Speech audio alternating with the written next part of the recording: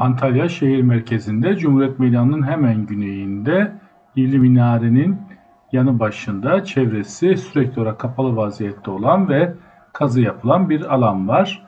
Bu alanın içine girmek mümkün değil ancak burada Atabey Armağan Medresesi adı verilen bir medresenin giriş kapısının bir parçası sadece ayakta duruyor ve çevresinde kazı yapılan alanlar ve bazı çıkarılmış olan taş eserler görülebiliyor.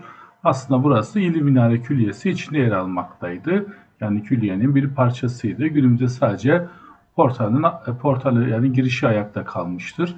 Temel izleri de yapılan kazılar sayesinde görülebilmekte.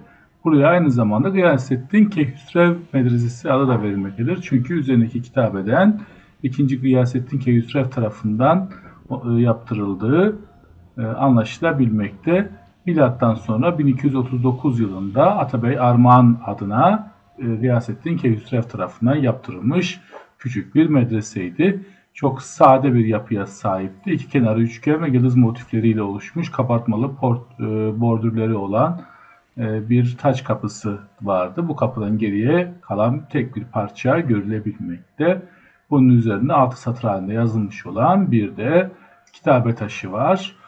Çevrede kazılar devam ediyor. Sadece dışarıdan izleyebiliyorsunuz. Ancak İli Minare ve çevresindeki tarihi eserler içinde bahsedilmesi gereken önemli bir yapı da burası.